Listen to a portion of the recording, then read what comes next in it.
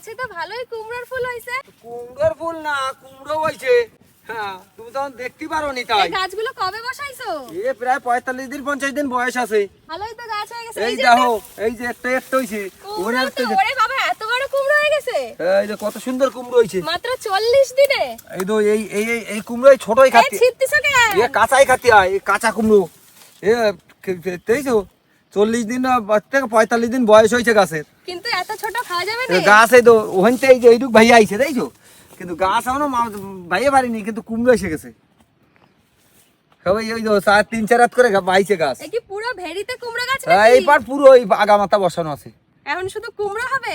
এই কুমড়ো হবে, হাইব্রিড কুমড়ো তো, ওই জন্য তাড়াতাড়ি হয়ে এরকম গেছে। কচিটা বেচতে হবে, এই আরো ছোট তুলতে হবে, এটাই বড় হয়ে গেছে।